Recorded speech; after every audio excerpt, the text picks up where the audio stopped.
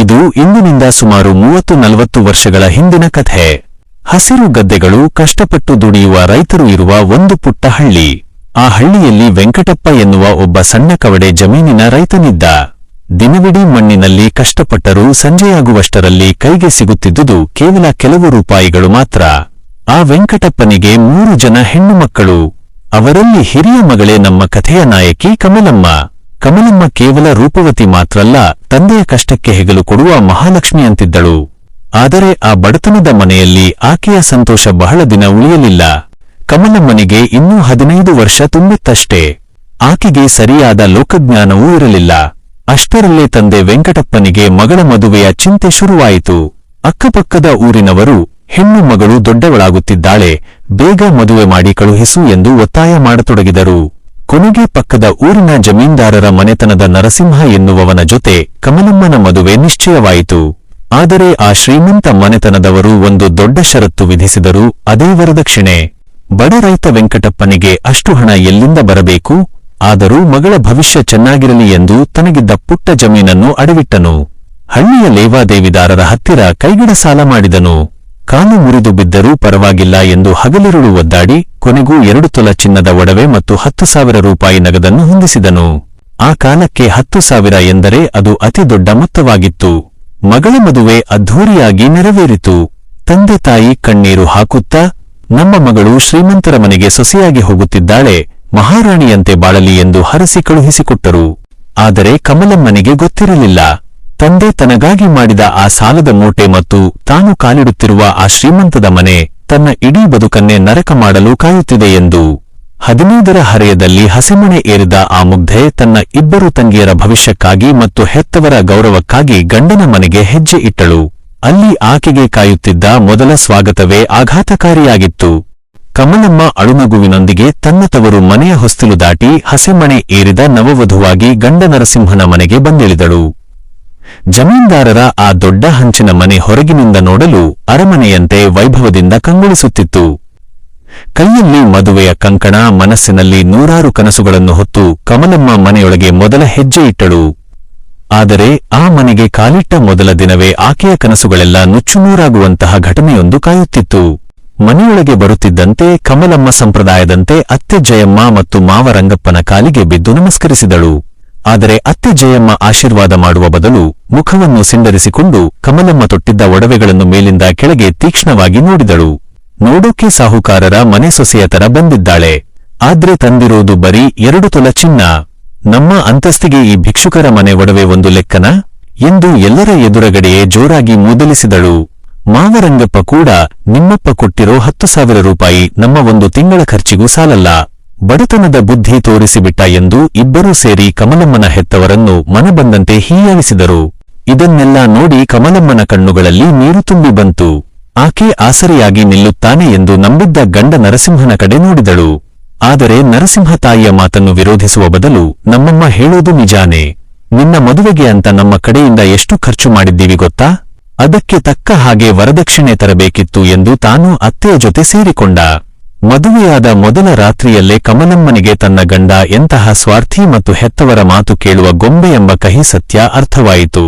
15ರ ಆ ಮುಗ್ಧ ಹುಡುಗಿ ಅಂದು ಇಡೀ ರಾತ್ರಿ ಕೋಣೆಯ ಮೂಲೆಯಲ್ಲಿ ಕುಳಿತು ಕಣ್ಣೀರು ಹಾಕಿದಳು.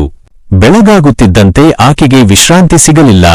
ಮನೆಯ ಕೆಲಸದಾಕೆಯಂತೆ ಬೆಳಗಿನ ಜಾವ 4 ಗಂಟೆಗೆ ಎದ್ದು ಇಡೀ ಮನೆಯ ಕಸ ಗುಡಿಸುವುದು, ಪಾತ್ರೆ ತೊಳೆಯುವುದು, ಬಾವಿಯಿಂದ ನೀರು ಸೇದುವುದು ಮತ್ತು ಇಡೀ ಕುಟುಂಬಕ್ಕೆ ಅಡುಗೆ ಮಾಡುವ ಜವಾಬ್ದಾರಿಯನ್ನು ಅತ್ತೆ ಆಕೆಯ ತಲೆಗೆ ಕಟ್ಟಿದಳು. ಸ್ವಲ್ಪ ತಡವಾದರೂ ಸಾಕು, ನಿಮ್ಮಮ್ಮ ನಿನಗೆ ಇದೇನಾ ಕಲಿಸಿಕೊಟ್ಟಿದ್ದು ಎಂದು ಹೆತ್ತವರನ್ನು ಎಳೆದು ತಂದು ಬೈಯುತ್ತಿದ್ದರು. ತವರು ಮನೆಯ ಗೌರವಕ್ಕಾಗಿ ಮತ್ತು ತಂಗಿಯರ ಭವಿಷ್ಯಕ್ಕಾಗಿ ಕಮಲಮ್ಮ ಎಲ್ಲವನ್ನೂ ಮೂಗ ಮುಚ್ಚಿಕೊಂಡು ಸಹಿಸಿಕೊಂಡಳು. ದಿನಗಳು ಉರುಳಿದಂತೆ ಈ ಹಿಂಸೆ ಕಡಿಮೆಯಾಗಬಹುದು ಎಂದು ಆಕೆ ನಂಬಿದ್ದಳು. ಆದರೆ ಸಮಯ ಕಳೆದಂತೆ ಕಮಲಮ್ಮನ ಬದುಕಿನಲ್ಲಿ ಮತ್ತೊಂದು ದೊಡ್ಡ ಬಿರುಗಾಳಿ ಬೀಸಲು ಸಿದ್ಧವಾಗುತ್ತಿತ್ತು. ದಿನಗಳು ವಾರಗಳಾದವು, ವಾರಗಳು ತಿಂಗಳುಗಳಾಗಿ ಉರುಳಿದವು. ಕಮಲಮ್ಮ ಅತ್ತೆ ಮನೆಯ ನರಕಯಾತನೆಯನ್ನು ಸಹಿಸಿಕೊಂಡೇ ತನ್ನ ಸಂಸಾರದ ನೊಗವನ್ನು ಎಳೆಯುತ್ತಿದ್ದಳು. ಬೆಳಗಿನಿಂದ ರಾತ್ರಿಯವರೆಗೆ ವಿಶ್ರಾಂತಿ ಇಲ್ಲದೆ ದುಡಿದರೂ ಅತ್ತೆ ಜಯಮ್ಮನ ಬೈಗುಳ ಮತ್ತು ಗಂಡ ನರಸಿಂಹನ ನಿರ್ಲಕ್ಷ್ಯ ಆಕೆಗೆ ತಪ್ಪುತ್ತಿರಲಿಲ್ಲ. ಹೀಗೆ ನೋಡುತ್ತಿದ್ದಂತೆ ಕಮಲಮ್ಮ ಗಂಡನ ಮನೆಗೆ ಬಂದು 5 ವರ್ಷಗಳು ಕಳೆದು ಹೋದವು. 15ರ ಹರೆಯದಲ್ಲಿ ಕಾಲಿಟ್ಟ ಮುಗ್ಧೆಗೆ ಈಗ 20 ವರ್ಷ ತುಂಬಿತ್ತು. ಆದರೆ ಆಕೆಯ ಬದುಕಿನಲ್ಲಿ ಮಾತ್ರ ಸಂತೋಷದ ಬೆಳಕು ಮೂಡಲೇ ಇಲ್ಲ. 5 ವರ್ಷಗಳಾದರೂ ಕಮಲಮ್ಮನಿಗೆ ಮಕ್ಕಳಾಗಲಿಲ್ಲ. ಆ ಕಾಲದಲ್ಲಿ ಮದುವೆಯಾಗಿ ವರ್ಷ ಕಳೆಯುವುದರೊಳಗೆ ಮಗು ಆಗದಿದ್ದರೆ ಇಡೀ ಸಮಾಜ ಆ ಹೆಣ್ಣನ್ನು ಕೀಳಾಗಿ ನೋಡುತ್ತಿತ್ತು. ಇನ್ನು ಜಮೀನ್ದಾರರ ಮನೆಯ ವಂಶೋದ್ಧಾರಕನನ್ನು ಹೆರಲಿಲ್ಲ ಎಂಬ ಒಂದೇ ಕಾರಣಕ್ಕೆ ಅತ್ತೆ ಜಯಮ್ಮನ ಕ್ರೌರ್ಯ ಮಿತಿಮೀರಿತು. ದಿನವೂ ಮನೆಯ ಜಗಲಿಯ ಮೇಲೆ ಕುಳಿತು ಯಾವ ಪಾಪಿ ಮುಖ ನೋಡಿ ಎದ್ದೆನೋ. 5 ವರ್ಷ ಆದ್ರೂ ಈ ಬಂಜೆ ನಮ್ಮನೆಗೆ ಒಂದು ಮಗುವನ್ನೂ ಕೊಡಲಿಲ್ಲ. ಇವಳು ಕಾಲಿಟ್ಟ ಮೇಲೆ ನಮ್ಮ ಮನೆ ವಂಶವೇ ನಶಿಸಿ ಹೋಗುವಂತೆ ಕಾಣ್ತಿದೆ ಎಂದು ನೆರೆಹೊರೆಯವರ ಎದುರು ಕಮಲಮ್ಮನನ್ನು ಘಾಸಿಗೊಳಿಸುತ್ತಿದ್ದಳು. ಬಂಜೆ ಎಂಬ ಆ ಮಾತು ಕಮಲಮ್ಮನ ಎದೆಯನ್ನು ಬಾಕು ತೂರಿ ಇರಿದಂತೆ ಮಾಡುತ್ತಿತ್ತು. ಆದರೆ ಆಕೆಯ ನೋವನ್ನು ಹಂಚಿಕೊಳ್ಳಲು ಗಂಡ ನರಸಿಂಹನಿಗೆ ಕರುಣೆಯಿರಲಿಲ್ಲ. ಅವನಿಗೂ ಮಗುವಿಲ್ಲ ಎಂಬ ಹತಾಶೆ ಇತ್ತಾದರೂ ಹೆಂಡತಿಯನ್ನು ವೈದ್ಯರ ಬಳಿ ಕರೆದುಕೊಂಡು ಹೋಗಿ ತಪಾಸಣೆ ಮಾಡಿಸುವ ಕನಿಷ್ಠ ಬುದ್ಧಿಯೂ ಇರಲಿಲ್ಲ. ತಾಯಿಯ ಪ್ರಚೋದನೆಗೆ ಒಳಗಾದ ನರಸಿಂಹ ಈಗ ಕಮಲಮ್ಮನ ಮೇಲೆ ದೈಹಿಕವಾಗಿ ಕೈ ಮಾಡುವಷ್ಟರ ಮಟ್ಟಿಗೆ ಕ್ರೂರಿಯಾಗಿದ್ದ. ಕುಡಿದು ಬಂದು ತಡರಾತ್ರಿಯಲ್ಲಿ ನನ್ನ ಸ್ನೇಹಿತರೆಲ್ಲ ಮಕ್ಕಳನ್ನು ಎತ್ತಿ ಆಡಿಸುತ್ತಿದ್ದಾರೆ, ನನಗೆ ಮಾತ್ರ ನಿನ್ನಿಂದ ಅವಮಾನ ಆಗ್ತಿದೆ ಎಂದು ಕಮಲಮ್ಮನ ಮೇಲೆ ಹಲ್ಲೆ ನಡೆಸುತ್ತಿದ್ದ. ಅತ್ತೆ ಮತ್ತು ಗಂಡನ ಈ ದಬ್ಬಾಳಿಕೆ ಕೊನೆಗೊಂದು ದಿನ ವಿಕೋಪಕ್ಕೆ ತಿರುಗಿತು. ಒಂದು ದಿನ ಸಂಜೆ ಅತ್ತೆ ಜಯಮ್ಮ ಕಮಲಮ್ಮನ ಜುಟ್ಟನ್ನು ಹಿಡಿದು ಮನೆಯಿಂದ ಹೊರಗೆ ಎಳೆದಳು. ಮಕ್ಕಳನ್ನು ಹೆರಲಾಗದ ನೀನು ನಮ್ಮ ಮನೆಯ ಅನ್ನ ತಿನ್ನಲು ಲಾಯಕ್ಕಿಲ್ಲ, ನಿನ್ನ ತವರು ಮನೆಗೆ ತೊಲಗು. ಅಲ್ಲಿಂದ ನಿನ್ನಪ್ಪನಿಗೆ ಹೇಳಿ ಇನ್ನೊಂದು 10,000 ರೂಪಾಯಿ ದಂಡ ಕಟ್ಟಿಸಿಕೊಂಡು ಬಾ, ಇಲ್ಲದಿದ್ದರೆ ನಿನ್ನ ಮುಖವನ್ನು ಈ ಮನೆಗೆ ತೋರಿಸಬೇಡ ಎಂದು ಜೋರಾಗಿ ಕೂಗಾಡಿ ಕಮಲಮ್ಮನನ್ನು ಬೀದಿಗೆ ತಳ್ಳಿ ಕದ ಮುಚ್ಚಿದರು. ಕಮಲಮ್ಮ ಅಸಹಾಯಕಳಾಗಿ ಅಳುತ್ತಾ ತನ್ನ ತವರು ಮನೆಯ ದಾರಿ ಹಿಡಿದಳು.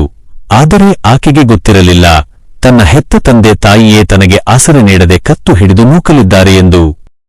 ಕತ್ತಲಾಗುತ್ತಿದ್ದಂತೆ ಮೈಮೇಲಿನ ಗಾಯದ ನೋವಿನೊಂದಿಗೆ ಕಣ್ಣೀರು ಸುರಿಸುತ್ತಾ ಕಮಲಮ್ಮ ಕಾಲ್ನಡಿಗೆಯಲ್ಲೇ ತನ್ನ ತವರು ಹಳ್ಳಿಯತ್ತ ಹೆಜ್ಜೆ ಇಟ್ಟಳು. ಕತ್ತಲ ಹಾದಿಯಲ್ಲಿ ಹೆದರುತ್ತಾ ಅಳುತ್ತಾ ಸಾಗುತ್ತಿದ್ದ ಆಕೆಗೆ ಹೆತ್ತ ತಂದೆ ತಾಯಿಯ ಮುಖವೇ ನೆನಪಾಗುತ್ತಿತ್ತು. ನನ್ನ ಹೆತ್ತವರು ನನ್ನನ್ನು ಕೈಬಿಡಲಾರರು, ನನ್ನ ನೋವನ್ನು ನೋಡಿ ತಂದೆ ನ್ಯಾಯ ಕೇಳಿಯೇ ಕೇಳುತ್ತಾರೆ ಎಂಬ ಅಲ್ಪ ಆಸೆಯೊಂದಿಗೆ ಕಮಲಮ್ಮ ತವರು ಮನೆಯ ಹೊಸ್ತಿಲಿಗೆ ಬಂದು ನಿಂತಳು. ಮಗಳ ಅಸ್ತವ್ಯಸ್ತವಾಗಿದ್ದ ಕೋಲವನ್ನು ನೋಡಿ ತಂದೆ ವೆಂಕಟಪ್ಪ ಮತ್ತು ತಾಯಿ ಗೌರಮ್ಮ ಆಘಾತಕ್ಕೊಳಗಾದರು. ಕಮಲಮ್ಮ ಅಳುತ್ತಾ ತಾಯಿಯನ್ನು ಅಪ್ಪಿಕೊಂಡು ಅತ್ತೆ ಮನೆಯವರು ಕೊಟ್ಟ ದೈಹಿಕ ಹಿಂಸೆ ಮತ್ತು ತನ್ನನ್ನು ಮನೆಯಿಂದ ಹೊರಹಾಕಿದ ಕ್ರೂರ ಘಟನೆಯನ್ನು ಒಂದೊಂದಾಗಿ ಬಿಚ್ಚಿಟ್ಟಳು. ಆದರೆ ಆಕೆಯ ಮಾತುಗಳನ್ನು ಕೇಳುತ್ತಿದ್ದಂತೆ ತಂದೆ ವೆಂಕಟಪ್ಪನ ಮುಖದಲ್ಲಿ ಸಾಂತ್ವನದ ಬದಲು ಭೀತಿ ಮತ್ತು ಕೋಪ ಎದ್ದು ಕಾಣಿಸಿತು. ವೆಂಕಟಪ್ಪ ತಲೆ ಕೈಹೊತ್ತು ಜಗಲಿಯ ಮೇಲೆ ಕುಳಿತುಬಿಟ್ಟರೆ ತಾಯಿ ಗೌರಮ್ಮ ಕಮಲಮ್ಮನ ಕೈಗಳನ್ನು ಹಿಡಿದು ಯಾಕಮ್ಮ ಹೀಗೆ ಮಾಡಿದೆ? ಗಂಡನ ಮನೆಯಲ್ಲಿ ಏನೇ ಆದ್ರೂ ಸಹಿಸಿಕೊಂಡು ಇರಬೇಕಿತ್ತಲ್ಲವೇ? ಈಗ ಇಲ್ಲಿಗೆ ಬಂದು ನಿಂತರೆ ಹೆತ್ತ ನಮಗೆ ಯಾವ ಗತಿ ಎಂದು ಗೋಳಾಡಲು ಶುರು ಮಾಡಿದಳು. ವೆಂಕಟಪ್ಪ ಸಿಟ್ಟಿನಿಂದ ಎದ್ದು ನಿಂತು, ಕಮಲ, ನಿನ್ನ ಮದುವೆಗಾಗಿ ಇರೋ ಅಲ್ಪ ಜಮೀನನ್ನು ಅಡವಿಟ್ಟು ಮಾಡಿದ ಸಾಲ ಇನ್ನೂ ತೀರಟವಿಲ್ಲ. ಪ್ರತಿ ತಿಂಗಳು ಲೇವಾದೇವಿದಾರ ಮನೆ ಮುಂದೆ ಬಂದು ನಿಂತು ಅವಮಾನ ಮಾಡುತ್ತಿದ್ದಾನೆ. ಪರಿಸ್ಥಿತಿ ಹೀಗಿರುವಾಗ ನೀನು ಗಂಡನನ್ನು ಬಿಟ್ಟು ತವರು ಮನೆಯಲ್ಲೇ ಬಂದು ಕೂತರೆ ಊರಿನವರು ನಮ್ಮನ್ನು ಬದುಕಲು ಬಿಡುತ್ತಾರಾ? ನಿನ್ನ ನಂತರ ಮದುವೆಗೆ ಸಿದ್ಧವಾಗಿ ನಿಂತಿರುವ ನಿನ್ನ 2 ತಂಗಿಯರ ಕಥೆ ಏನಾಗಬೇಕು? ಅಕ್ಕಗಂಡನ ಮನೆ ಬಿಟ್ಟು ಬಂದಿದ್ದಾಳೆ ಅಂದರೆ ಆ ತಂಗಿಯರನ್ನು ಮದುವೆ ಮಾಡಿಕೊಳ್ಳಲು ಈ ಸಮಾಜದಲ್ಲಿ ಯಾವನಾದರೂ ಮುಂದೆ ಬರುತ್ತಾನಾ ಎಂದು ಕಠೋರವಾಗಿ ಪ್ರಶ್ನಿಸಿದ. ತಂದೆಯ ಬಾಯಿಂದ ಬಂದ ಆ ಮಾತುಗಳು ಕಮಲಮ್ಮನ ಎದೆಯನ್ನು ಸೀಳಿದಂತಾಯಿತು. ಆಕೆ ತಂದೆಯ ಕಾಲು ಹಿಡಿದು, ಅಪ್ಪ, ಅಲ್ಲಿ ನನ್ನನ್ನು ಸಾಯಿಸುತ್ತಿದ್ದಾರೆ, ಮಗುವಾಗಿಲ್ಲ ಅಂತ ದಿನವೂ ರಕ್ತ ಬರುವಂತೆ ಹೊಡೆಯುತ್ತಿದ್ದಾರೆ ಎಂದು ಬಿಕ್ಕಿ ಬಿಕ್ಕಿ ಅತ್ತಳು.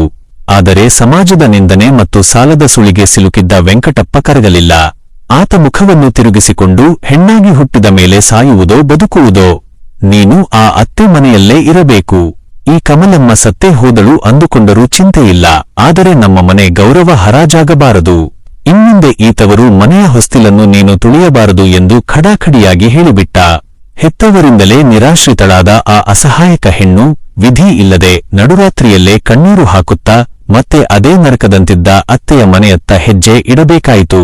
ಆದರೆ ಅಲ್ಲಿ ಆಕೆಗೆ ಕಾಯುತ್ತಿದ್ದ ಕ್ರೌರ್ಯ ಬೇರೆಯದೇ ಆಗಿತ್ತು. ಹೆತ್ತ ತಂದೆ ತಾಯಿಯೇ ಕತ್ತು ಹಿಡಿದು ನೂಕಿದ ಮೇಲೆ ಕಮಲಮ್ಮನಿಗೆ ಇಡೀ ಜಗತ್ತೇ ಶೂನ್ಯವಾಗಿ ಕಂಡಿತು. ಅಳಲು ಕಣ್ಣೀರೇ ಇಲ್ಲದಂತೆ ಬತ್ತಿ ಹೋಗಿತ್ತು.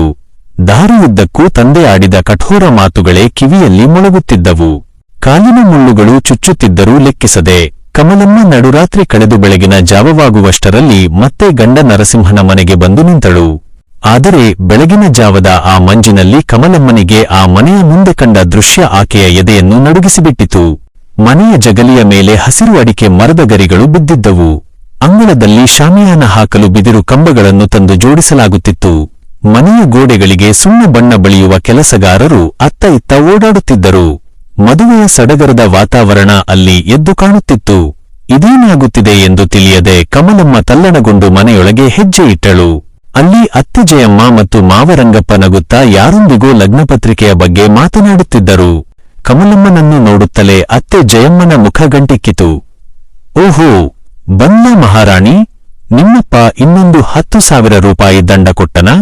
ಇಲ್ಲ ಅಂದ್ರೆ ಯಾವ ಮುಖ ಇಟ್ಕೊಂಡು ಬಂದೆ ಎಂದು ಜೋರಾಗಿ ಕೂಗಾಡಿದಳು. ಕಮಲಮ್ಮ ನಡುಗುವ ಧ್ವನಿಯಲ್ಲಿ, ಅತ್ತೆ, ಹೊರಗೆಲ್ಲ ಮದುವೆಯ ಪೆಂಡಾಲ್ ಹಾಕ್ತಿದ್ದಾರೆ, ಯಾರ ಮದುವೆ ಎಂದು ಕೇಳಿದಳು.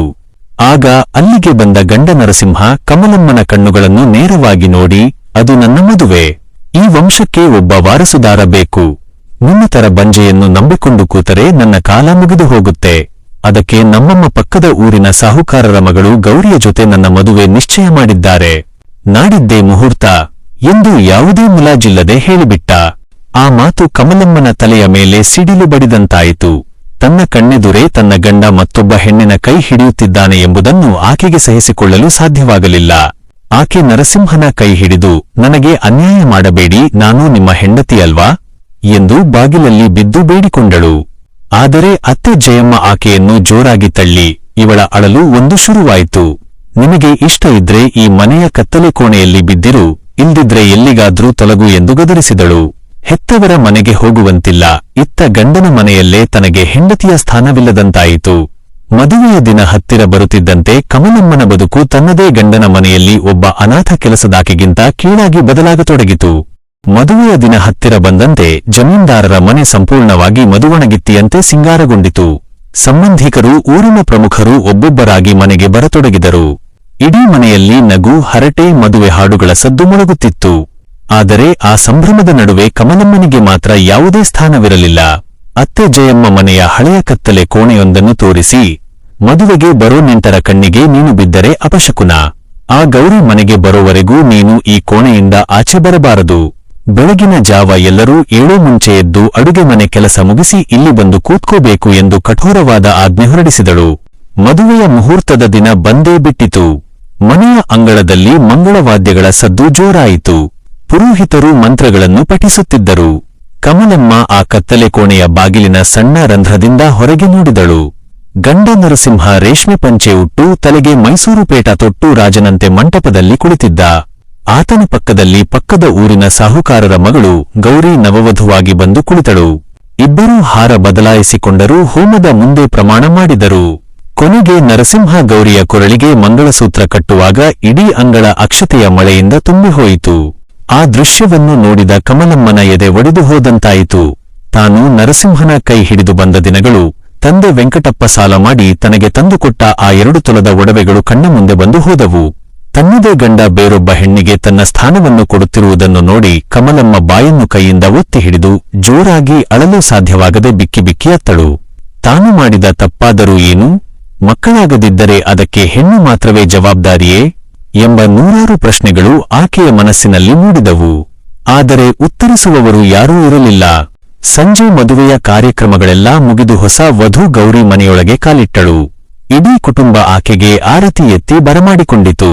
ಅತ್ತೆ ಜಯಮ್ಮ ನಗುತ್ತಾ ತನ್ನ ಕೈಯಲ್ಲಿದ್ದ ಒಡವೆಗಳನ್ನು ಗೌರಿಗೆ ತೊಡಿಸಿದಳು. ಮದುವೆಗೆ ಬಂದಿದ್ದ ನೆಂಟರೆಲ್ಲ ಊಟ ಮುಗಿಸಿ ಹೊರಡುವಾಗ ಕಮಲಮ್ಮ ಕತ್ತಲೆ ಕೋಣೆಯಿಂದ ಅಡುಗೆ ಮನೆಗೆ ಬಂದು ಅಳಿದುಳಿದ ಪಾತ್ರೆಗಳನ್ನು ತೊಳೆಯಲು ಶುರುಮಾಡಿದಳು. ಆಗ ಅಲ್ಲಿಗೆ ಬಂದ ಹೊಸ ಹೆಂಡತಿ ಗೌರಿ ಕಮಲಮ್ಮನನ್ನು ನೋಡಿ ಆಶ್ಚರ್ಯದಿಂದ ಅತ್ತೆಯನ್ನು ಕೇಳಿದಳು. ಆಗ ಅತ್ತೆ ಜಯಮ್ಮ ಆಡಿದ ಆ ಮಾತು ಕಮಲಮ್ಮನ ಇಡೀ ಅಸ್ತಿತ್ವವನ್ನೇ ಕೆಳಮಟ್ಟಕ್ಕೆ ತಳ್ಳಿಬಿಟ್ಟಿತು.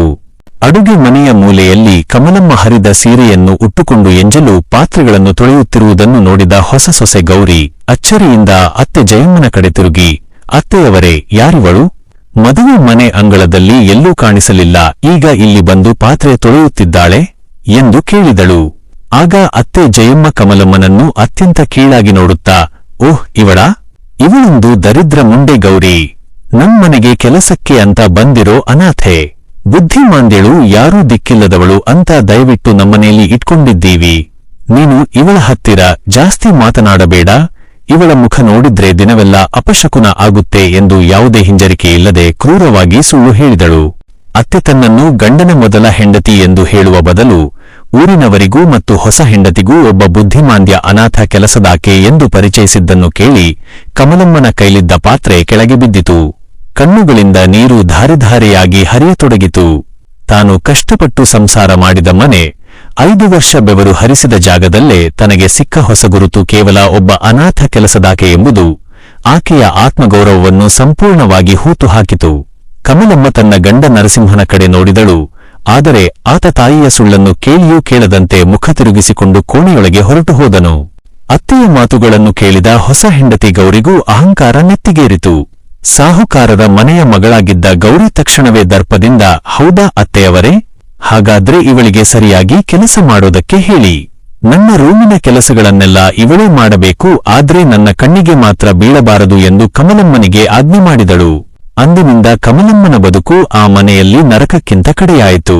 ಹಗಲಿಡೀ ಹೊಸ ಸೊಸೆಯ ಮತ್ತು ಗಂಡನ ಬಟ್ಟೆಗಳನ್ನು ತೊಳೆಯುವುದು, ಅವರ ರೂಮನ್ನು ಸ್ವಚ್ಛಗೊಳಿಸುವುದು ಮತ್ತು ಅವರು ತಿಂದ ಎಂಜಲು ತಟ್ಟೆಯನ್ನು ತೊಳೆಯುವುದೇ ಆಕೆಯ ದಿನಚರಿಯಾಯಿತು. ಗೌರಿ ಮತ್ತು ನರಸಿಂಹ ಜೋಡಿಯಾಗಿ ಊರೆಲ್ಲಾ ಸುತ್ತಾಡುತ್ತಿದ್ದರೆ ಕಮಲಮ್ಮ ಮಾತ್ರ ಅದೇ ಕತ್ತಲೆ ಕೋಣೆಯಲ್ಲಿ ಒಣರೊಟ್ಟಿಯನ್ನು ತಿಂದು ಕಣ್ಣೀರು ಹಾಕುತ್ತಿದ್ದಳು. ಆದರೆ ಪಾಪದ ಆ ಮುಗ್ಧೆಗೆ ಗೊತ್ತಿರಲಿಲ್ಲ, ಕಾಲಚಕ್ರ ಉರುಳಿದಂತೆ ಈ ಮನೆಯಲ್ಲಿ ತನ್ನ ಪರಿಸ್ಥಿತಿ ಬದಲಾಗುವ ದಿನವೊಂದು ಬರಲಿದೆ ಎಂದು. ಕಮಲಮ್ಮನ ಈ ಮೂಕ ವೇದನೆಗೆ ಆ ಭಗವಂತ ನ್ಯಾಯ ಕೊಡುತ್ತಾನ? ದಿನಗಳು ಉರುಳಿದವು. ಹೊಸ ಹೆಂಡತಿ ಗೌರಿ ಜಮೀನ್ದಾರರ ಮನೆಗೆ ಬಂದು 2 ವರ್ಷಗಳು ಕಳೆದು ಹೋಗಿದ್ದವು. ಕಮಲಮ್ಮ ಅದೇ ಕತ್ತಲೆ ಕೋಣೆಯಲ್ಲಿ ಬಿದ್ದುಕೊಂಡು ಇಡೀ ಮನೆಯ ಕಸಮುಸುರೆಯನ್ನು ತೊಳೆಯುತ್ತಾ ಜೀತದಾಳಿಗಿಂತ ಕಡೆಯಾಗಿ ಬದುಕುತ್ತಿದ್ದಳು. ಆಕೆಯ ಕಣ್ಣೀರಿಗೆ ಆ ಮನೆಯಲ್ಲಿ ಬೆಲೆಯಿರಲಿಲ್ಲ. ಆದರೆ ಯಾರೂ ಇಲ್ಲದವನಿಗೆ ಆ ಭಗವಂತನೇ ದಿಕ್ಕು ಎಂಬಂತೆ ಕಾಲಚಕ್ರದ ಕ್ರೂರ ಆಟ ಈಗ ಜಮೀನ್ದಾರರ ಮನೆತನದ ಮೇಲೆ ಶುರುವಾಯಿತು. ವಂಶೋದ್ಧಾರಕನನ್ನು ಹೆರಲು ಬಂದ ಹೊಸ ಹೆಂಡತಿ ಗೌರಿಗೂ 2 ವರ್ಷವಾದರೂ ಮಕ್ಕಳಾಗಲಿಲ್ಲ. ಅಷ್ಟೇ ಅಲ್ಲ, ತಾಯಿಯ ಮಾತು ಕೇಳಿ ಕಮಲಮ್ಮನಿಗೆ ದ್ರೋಹ ಬಗೆದಿದ್ದ ಗಂಡ ನರಸಿಂಹನಿಗೆ ಇದ್ದಕ್ಕಿದ್ದಂತೆ ವಿಚಿತ್ರ ಕಾಯಿಲೆಯೊಂದು ಕಾಣಿಸಿಕೊಂಡಿತು. ದಿನದಿಂದ ದಿನಕ್ಕೆ ಆತನ ಕಾಲುಗಳು ತ್ರಾಣ ಕಳೆದುಕೊಂಡು ಹಾಸಿಗೆ ಹಿಡಿಯುವಂತಾಯಿತು. ಪಕ್ಕದ ಊರಿನ ದೊಡ್ಡ ವೈದ್ಯರನ್ನು ಕರೆಸಿ ತೋರಿಸಿದರೂ ಕಾಯಿಲೆ ಏನೆಂದು ತಿಳಿಯಲಿಲ್ಲ. ನಡೆಯಲು ಸಹ ಆಗದೆ ತನ್ನ ಮಲಮೂತ್ರವನ್ನು ಹಾಸಿಗೆಯಲ್ಲೇ ವಿಸರ್ಜಿಸುವ ಸ್ಥಿತಿಗೆ ನರಸಿಂಹ ಬಂದು ತಲುಪಿದ. ವಂಶದ ಹೆಮ್ಮೆಯಿಂದ ಬೀಗುತ್ತಿದ್ದ ಅತ್ತೆ ಜಯಮ್ಮ ಮತ್ತು ದರ್ಪ ತೋರಿಸುತ್ತಿದ್ದ ಹೊಸ ಹೆಂಡತಿ ಗೌರಿಗೆ ಈಗ ಏನು ಮಾಡಬೇಕೆಂದೇ ತೋಚಲಿಲ್ಲ. ಆರಂಭದಲ್ಲಿ ಗೌರಿ ಗಂಡನಿಗೆ ಉಪಚಾರ ಮಾಡಲು ಹೋದಳಾದರೂ ದಿನ ಕಳೆದಂತೆ ಆಕೆಗೆ ಅಸಹ್ಯ ಹುಟ್ಟಲು ಶುರುವಾಯಿತು. ಸಾಹುಕಾರರ ಮನೆಯಲ್ಲಿ ಬೆಳೆದ ಗೌರಿ ಗಂಡನ ಮಲಮೂತ್ರದ ಪಾತ್ರೆಯನ್ನು ತೊಳೆಯಲು ನಿರಾಕರಿಸಿದಳು. ನಾನು ಈ ನರಕದಲ್ಲಿ ಬದುಕಲು ಬಂದಿಲ್ಲ. ಗಂಡನಾಗಿ ನನಗೆ ಸುಖ ಕೊಡುವ ಬದಲು ಹೀಗೆ ಹಾಸಿಗೆ ಹಿಡಿದು ಕೂತಿದ್ದಾನೆ. ಇವನ ಸೇವೆ ಮಾಡಲು ನನ್ನ ಕೈಯಿಂದ ಸಾಧ್ಯವಿಲ್ಲ ಎಂದು ಹಠ ಹಿಡಿದ ಗೌರಿ ತನ್ನ ತಂದೆಗೆ ಫೋನ್ ಮಾಡಿ ತವರು ಮನೆಗೆ ಹೊರಟು ಹೋದಳು. ಇತ್ತ ಅತ್ತೆ ಜಯಮ್ಮನಿಗೂ ವಯಸ್ಸಾಗಿದ್ದರಿಂದ ಮಗನ ಅಷ್ಟೂ ಕೆಲಸಗಳನ್ನು ಮಾಡಲು ಶಕ್ತಿ ಇರಲಿಲ್ಲ. ಯಾವಾಗ ಇಡೀ ಕುಟುಂಬ ನರಸಿಂಹನನ್ನು ಅಸಹ್ಯಪಟ್ಟು ದೂರ ತಳ್ಳಿತೋ ಆಗ ಆ ಹಾಸಿಗೆಯ ಬಳಿ ಬಂದು ನಿಂತಿದ್ದು ಕಮಲಮ್ಮ. ನರಸಿಂಹ ತನಗೆ ಮಾಡಿದ ನರಕಯಾತನೆ, ಕೊಟ್ಟ ದ್ರೋಹ ಎಲ್ಲವನ್ನೂ ಮರೆತು ಧರ್ಮಪತ್ನಿಯಾಗಿ ಕಮಲಮ್ಮ ಗಂಡನ ಸೇವೆಯನ್ನು ಕೈಗೆತ್ತಿಕೊಂಡಳು. ನರಸಿಂಹನ ಮಲಮೂತ್ರದ ಬಟ್ಟೆಗಳನ್ನು ತೊಳೆಯುವುದು, ಆತನ ಮೈ ಒರೆಸುವುದು, ಸಮಯಕ್ಕೆ ಸರಿಯಾಗಿ ಗಂಜಿ ಕುಡಿಸುವುದನ್ನು ಕಮಲಮ್ಮ ಯಾವುದೇ ಅಸಹ್ಯವಿಲ್ಲದೆ ಮಾಡತೊಡಗಿದಳು. ತನ್ನನ್ನು ಜೀತದಾಳೆಂದು ತಳ್ಳಿದ ಗಂಡನಿಗೆ ಆಕೆಯೇ ದೇವತೆಯಂತೆ ಆಸರೆಯಾದಳು. ತನ್ನ ಹೆಂಡತಿ ಗೌರಿ ತನಗೆ ಬೆನ್ನು ಹಾಕಿ ಹೋದಾಗ ತಾನು ಜರಿದ ಕಮಲಮ್ಮನೇ ತನ್ನನ್ನು ಸಾಕುತ್ತಿರುವುದನ್ನು ನೋಡಿ ನರಸಿಂಹನ ಕಣ್ಣುಗಳಲ್ಲಿ ಪಶ್ಚಾತ್ತಾಪದ ಕಣ್ಣೀರು ಹರಿಯತೊಡಗಿತು. ಕಮಲಮ್ಮ ಹಗಲಿರುಳು ತನ್ನ ಗಾಯ, ಅವಮಾನ ಎಲ್ಲವನ್ನೂ ಮರೆತು ನರಸಿಂಹನ ಸೇವೆ ಮಾಡುತ್ತಿದ್ದಳು. ಹಾಸಿಗೆ ಹಿಡಿದಿದ್ದ ನರಸಿಂಹ ತಾನು ಮಾಡಿದ ಪಾಪಕ್ಕೆ ಪ್ರಾಯಶ್ಚಿತ್ತ ಎಂಬಂತೆ ದಿನವೂ ಕಣ್ಣೀರು ಹಾಕುತ್ತಿದ್ದ. ಇತ್ತ ಮಗನ ಪರಿಸ್ಥಿತಿ ದಿನದಿಂದ ದಿನಕ್ಕೆ ಕ್ಷೀಣಿಸುತ್ತಿರುವುದನ್ನು ನೋಡಿ ವಂಶದ ಹೆಮ್ಮೆಯಿಂದ ಬೀಗುತ್ತಿದ್ದ ಅತ್ತೆ ಜಯಮ್ಮನ ಅಹಂಕಾರ ಸಂಪೂರ್ಣವಾಗಿ ನುಚ್ಚುನೂರಾಯಿತು. ತಾನು ಅನಾಥೆ, ಬುದ್ಧಿಮಾಂದ್ಯಳು ಎಂದು ಜರಿದ ಕಮಲಮ್ಮನೇ ಇಂದು ತನ್ನ ಮಗನಿಗೆ ಉಸಿರಾಗಿ ನಿಂತಿರುವುದನ್ನು ಕಂಡು ಜಯಮ್ಮನ ಎದೆಯಲ್ಲಿದ್ದ ಕಲ್ಲು ಕರಗತೊಡಗಿತು. ಒಂದು ದಿನ ರಾತ್ರಿ ನರಸಿಂಹನಿಗೆ ಉಸಿರಾಟದ ತೊಂದರೆ ಹೆಚ್ಚಾಯಿತು. ಕಮಲಮ್ಮ ಆತನ ತಲೆಯನ್ನು ಮಡಿಲಲ್ಲಿ ಇಟ್ಟುಕೊಂಡು ಕಣ್ಣೀರು ಹಾಕುತ್ತಾ ಉಪಚಾರ ಮಾಡುತ್ತಿದ್ದಳು. ಆಗ ಜಯಮ್ಮ ಅಳುತ್ತಾ ಬಂದು ಕಮಲಮ್ಮನ ಕೈಗಳನ್ನು ಹಿಡಿದುಕೊಂಡಳು. ಕಮಲ, ನನ್ನನ್ನು ಕ್ಷಮಿಸಿಬಿಡಮ್ಮ. ಸಾಲದ ಮೂಟೆ ಹೊತ್ತು ತಂದ ಬಡವನ ಮಗಳು ಅಂತ ನಿನ್ನನ್ನು ಕೀಳಾಗಿ ನೋಡಿದೆ. ವಂಶೋದ್ಧಾರಕನನ್ನು ಹೆರಲು ಬಂದ ಸಾಹುಕಾರರ ಮಗಳು ಗೌರಿ ನಮ್ಮನ್ನು ನಡುನೀರಿನಲ್ಲಿ ಕೈಬಿಟ್ಟು ಹೋದಳು. ಆದರೆ ಯಾವ ಹೆಣ್ಣನ್ನು ನಾನು ಜೀತದಾಳು ಎಂದು ಕತ್ತಲೆ ಕೋಣೆಗೆ ತಳ್ಳಿದನೋ ಅದೇ ಮಹಾಲಕ್ಷ್ಮಿ ಇಂದು ನನ್ನ ಮಗನಿಗೆ ಕೊನೆಗಾಲದ ಆಸರೆಯಾಗಿದ್ದಾಳೆ. ನನ್ನ ಪಾಪಕ್ಕೆ ನನಗೆ ತಕ್ಕ ಶಾಸ್ತಿಯಾಗಿದೆ ಎಂದು ಬಿಕ್ಕಿ ಬಿಕ್ಕಿ ಅತ್ತಳು. ಹಾಸಿಗೆಯಲ್ಲಿದ್ದ ನರಸಿಂಹ ತೀವ್ರ ತೊಂದರೆಯ ನಡುವೆಯೂ ಕಮಲಮ್ಮನ ಕೈಯನ್ನು ಗಟ್ಟಿಯಾಗಿ ಹಿಡಿದುಕೊಂಡನು. ಆತನ ಕಣ್ಣುಗಳಿಂದ ಪಶ್ಚಾತ್ತಾಪದ ಕಣ್ಣೀರು ಕೆನ್ನೆಯ ಮೇಲೆ ಹರಿಯುತ್ತಿತ್ತು. ಕಮಲ, ನನಗೂ ಕ್ಷಮೆ ಕೇಳುವ ಅರ್ಹತೆಯಿಲ್ಲ. ನಿನ್ನ ಮುಗ್ಧತೆ, ನಿನ್ನ ತಂದೆಯ ಅಸಹಾಯಕತೆಯನ್ನು ಬಂಡವಾಳ ಮಾಡಿಕೊಂಡು ನಿನಗೆ ನರಕ ತೋರಿಸಿದೆ. ಜನ್ಮವಿಡೀ ನಿನ್ನನ್ನು ಕತ್ತಲೆ ಕೋಣೆಯಲ್ಲಿಟ್ಟು ನರಕಯಾತನೆ ಕೊಟ್ಟೆ. ಆದರೆ ನೀನು ಮಾತ್ರ ನನಗೆ ದೇವತೆಯಾಗಿ ಬಂದೆ. ನನಗೊಂದು ಮಾತು ಕೊಡು ಕಮಲ, ನಾನು ಸತ್ತ ಮೇಲಾದರೂ ಈ ಜಮೀನ್ದಾರರ ಮನೆಗೆ ನೀನೇ ಒಡತಿಯಾಗಿ ಇರಬೇಕು. ಈ ಪಾಪಿ ಮಾಡಿದ ದ್ರೋಹಕ್ಕೆ ನೀನು ಒಂಟಿಯಾಗಬಾರದು ಎಂದು ನಡುಗುವ ಧ್ವನಿಯಲ್ಲಿ ಬೇಡಿಕೊಂಡನು. ಅದೊಂದು ಕರಾಳ ರಾತ್ರಿಯಾಗಿತ್ತು. ನರಸಿಂಹ ಕಮಲಮ್ಮನ ಮಡಿಲಲ್ಲೇ ಕೊನೆಯುಸಿರೆಳೆದನು. ತನಗೆ ಅನ್ಯಾಯ ಮಾಡಿದ ಗಂಡನ ಅಗಲಿಕೆಯನ್ನು ತಡೆಯಲಾಗದೆ ಕಮಲಮ್ಮ ಜೋರಾಗಿ ಆಕ್ರಂದನ ಮಾಡಿದಳು. ಜಮೀನ್ದಾರರ ಮನೆತನದ ಏಕೈಕ ವಾರಸುದಾರ ಕಣ್ಣು ಮುಚ್ಚಿದ್ದ. ಆದರೆ ಕಥೆ ಇಲ್ಲಿಗೆ ಮುಗಿಯಲಿಲ್ಲ. ನರಸಿಂಹನ ಸಾವಿನ ನಂತರ ತವರು ಮನೆಗೆ ಓಡಿಹೋಗಿದ್ದ ಎರಡನೇ ಹೆಂಡತಿ ಗೌರಿ ಮತ್ತು ಆಕೆಯ ಸಾಹುಕಾರ ತಂದೆ ಜಮೀನ್ದಾರರ ಇಡೀ ಆಸ್ತಿಯನ್ನು ಬರೆಸಿಕೊಳ್ಳಲು ಅಟ್ಟಹಾಸದಿಂದ ಮತ್ತೆ ಆ ಮನೆಗೆ ಬಂದಿಳಿದರು.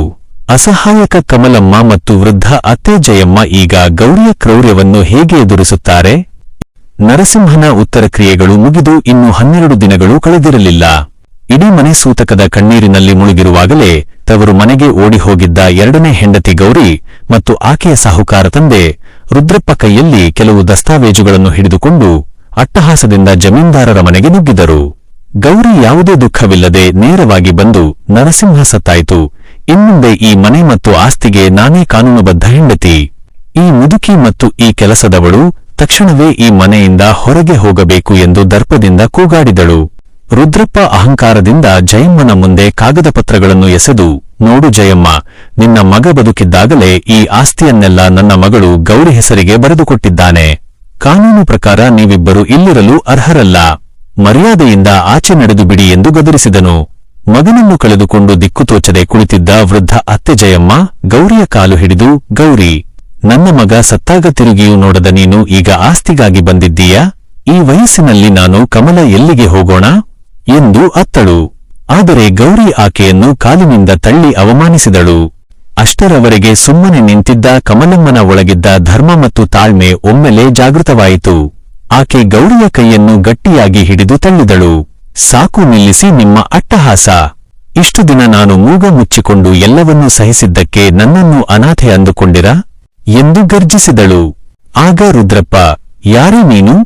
ಬರೀ ಕೆಲಸದವಳು ತಾನೇ ಎಂದು ಜೋರಾಗಿ ಕೂಗಿದಾಗ ಕಮಲಮ್ಮ ಒಳಕೋಣೆಯಿಂದ ಒಂದು ಹಳೆಯ ಪೆಟ್ಟಿಗೆಯನ್ನು ತಂದು ಅದರಲ್ಲಿದ್ದ ಅಧಿಕೃತ ಮದುವೆಯ ಪತ್ರ ಮತ್ತು ನರಸಿಂಹ ಸಾಯುವ ಮುನ್ನ ತನ್ನ ಇಡೀ ಆಸ್ತಿಯನ್ನು ಮೊದಲ ಹೆಂಡತಿ ಕಮಲಮ್ಮನಿಗೆ ಉಯಿಲು ವಿಲ್ ಬರೆದು ಸಹಿ ಮಾಡಿದ್ದ ಅಂತಿಮ ಪತ್ರವನ್ನು ಊರಿನ ಗೌಡರ ಸಮ್ಮುಖದಲ್ಲಿ ಹೊರತೆಗೆದಳು. ನರಸಿಂಹ ಸಾಯುವ ಮುನ್ನವೇ ಕಮಲಮ್ಮನಿಗೆ ಮಾಡಿದ ದ್ರೋಹಕ್ಕೆ ಪ್ರಾಯಶ್ಚಿತ್ತವಾಗಿ ಊರಿನ ನ್ಯಾಯಾಧೀಶರು ಮತ್ತು ವಕೀಲರ ಸಮ್ಮುಖದಲ್ಲಿ ಇಡೀ ಜಮೀನ್ದಾರರ ಆಸ್ತಿಯನ್ನು ಕಮಲಮ್ಮನ ಹೆಸರಿಗೆ ಬರೆದಿಟ್ಟಿದ್ದನು. ಊರಿನ ಗೌಡರು ಆ ಪತ್ರಗಳನ್ನು ನೋಡಿ, ರುದ್ರಪ್ಪ, ನಿನ್ನ ಮಗಳು ತಂದಿರೋದು ಕಳ್ಳಪತ್ರಗಳು.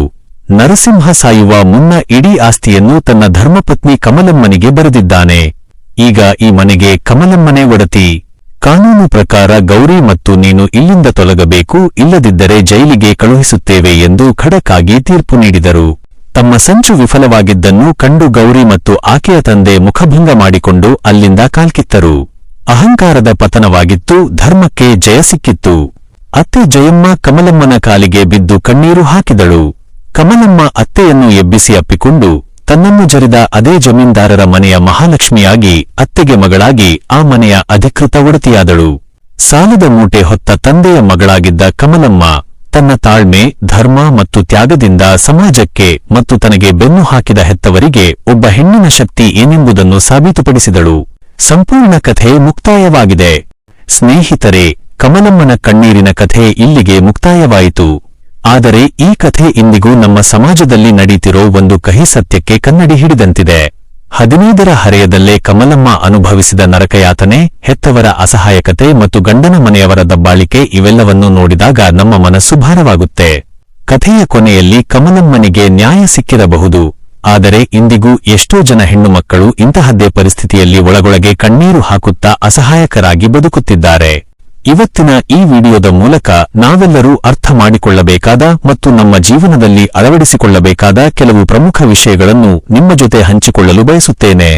ಮೊದಲನೆಯದಾಗಿ ಶಿಕ್ಷಣ ಮತ್ತು ಸ್ವಾವಲಂಬನೆ. ಹೆಣ್ಣು ಮಕ್ಕಳಿಗೆ ಕೇವಲ ಬಾಲ್ಯದಲ್ಲೇ ಮದುವೆ ಮಾಡಿ ಕಳುಹಿಸುವುದು ಜವಾಬ್ದಾರಿಯಲ್ಲ. ಅವರಿಗೆ ಒಳ್ಳೆಯ ಶಿಕ್ಷಣ ಕೊಟ್ಟು ಸ್ವಂತ ಕಾಲಿನ ಮೇಲೆ ನಿಲ್ಲುವಂತೆ ಮಾಡುವುದು ಪ್ರತಿಯೊಬ್ಬ ಪೋಷಕರ ಕರ್ತವ್ಯ. ಹೆಣ್ಣು ಆರ್ಥಿಕವಾಗಿ ಸ್ವಾವಲಂಬಿಯಾದರೆ ಆಕೆಗೆ ಇಂತಹ ಪರಿಸ್ಥಿತಿ ಬಂದಾಗ ಯಾರ ಮುಂದೆಯೂ ಕೈಚಾಚದೆ ಧೈರ್ಯವಾಗಿ ಬದುಕಬಲ್ಲಳು. ಎರಡನೆಯದಾಗಿ ಪೋಷಕರ ಬೆಂಬಲ. ಮದುವೆ ಮಾಡಿ ಕಳುಹಿಸಿದ ತಕ್ಷಣ ಮಗಳ ಜವಾಬ್ದಾರಿ ಮುಗಿಯಿತು ಅಂದುಕೊಳ್ಳಬೇಡಿ. ಗಂಡನ ಮನೆಯಲ್ಲಿ ಆಕೆಗೆ ಹಿಂಸೆ ಆಗ್ತಿದೆ ಅಂದಾಗ ಸಮಾಜದ ನಿಂದನೆಗೆ ಅಥವಾ ಸಾಲದ ಸುಳಿಗೆ ಹೆದರಿ ಆಕೆಯನ್ನು ಮತ್ತೆ ಅದೇ ನರಕಕ್ಕೆ ತಳ್ಳಬೇಡಿ. ಹೆತ್ತ ತಂದೆ ತಾಯಿಯ ಬೆಂಬಲ ಹೊಂದಿದ್ದರೆ ಸಾಕು, ಆ ಹೆಣ್ಣು ಜಗತ್ತನ್ನೇ ಎದುರಿಸಿ ನಿಲ್ಲಬಲ್ಲಳು. ಮೂರನೆಯದಾಗಿ ಮೂಢನಂಬಿಕೆ ಮತ್ತು ಜಾಗೃತಿ. ಮಕ್ಕಳಾಗದಿದ್ದರೆ ಅದಕ್ಕೆ ಕೇವಲ ಹೆಣ್ಣನ್ನೇ ಹೊಣೆ ಮಾಡುವುದು ಅಜ್ಞಾನ. ವೈಜ್ಞಾನಿಕವಾಗಿ ಇಬ್ಬರಲ್ಲೂ ಸಮಸ್ಯೆ ಇರಬಹುದು. ಇಂತಹ ಸಂದರ್ಭದಲ್ಲಿ ನಿಂದಿಸುವ ಬದಲು ಪರಸ್ಪರ ಅರ್ಥ ಮಾಡಿಕೊಂಡು ಸೂಕ್ತ ವೈದ್ಯಕೀಯ ತಪಾಸಣೆ ಮಾಡಿಸಿಕೊಳ್ಳುವುದು ಇಂದಿನ ಕಾಲದಲ್ಲಿ ತೀರಾ ಅಗತ್ಯ. ಕಮಲಮ್ಮನ ಈ ಸುದೀರ್ಘ ಕಥೆ ಮತ್ತು ಈ ಸಂದೇಶ ನಿಮಗೇನಾದರೂ ಕಣ್ಣಾಲಿಗಳನ್ನು ತುಂಬಿಸಿದ್ದರೆ, ನಿಮ್ಮ ಮನಸ್ಸಿಗೆ ತಾಗಿದ್ದರೆ ದಯವಿಟ್ಟು ನಿಮ್ಮ ಅನಿಸಿಕೆಗಳನ್ನು ಕಮೆಂಟ್ ಮಾಡಿ ತಿಳಿಸಿ. ಈ ವಿಡಿಯೋವನ್ನು ನಿಮ್ಮ ಸ್ನೇಹಿತರು ಮತ್ತು ಕುಟುಂಬದವರ ಜೊತೆ ಶೇರ್ ಮಾಡಿ ಸಮಾಜದಲ್ಲಿ ಒಂದು ಸಣ್ಣ ಬದಲಾವಣೆಗೆ ಕಾರಣರಾಗಿ. ಇದೇ ರೀತಿಯ ಸಮಾಜಕ್ಕೆ ಒಳ್ಳೆಯ ಸಂದೇಶ ನೀಡುವ, ಮನಸ್ಸಿಗೆ ಹತ್ತಿರವಾಗುವಂತಹ ಮತ್ತು ಸ್ಫೂರ್ತಿದಾಯಕವಾದ ನೈಜ ಕಥೆಗಳಿಗಾಗಿ ಈಗಲೇ ನಮ್ಮ ಫಾರ್ಮಸಿಸ್ಟ್ ಮಾಮ್ ಸ್ಟೋರೀಸ್ ಚಾನೆಲ್ಗೆ ತಪ್ಪದೆ ಸಬ್ಸ್ಕ್ರೈಬ್ ಆಗಿ. ನಿಮ್ಮ ಪ್ರೀತಿ ಮತ್ತು ಬೆಂಬಲ ನಮಗೆ ಸದಾ ಹೀಗೆ ಇರಲಿ. ಮತ್ತೊಂದು ಅದ್ಭುತವಾದ ಕಥೆಯೊಂದಿಗೆ ನಿಮ್ಮನ್ನು ಭೇಟಿಯಾಗುತ್ತೇನೆ. ಅಲ್ಲಿಯವರೆಗೂ ಧನ್ಯವಾದಗಳು. ನಮಸ್ಕಾರ.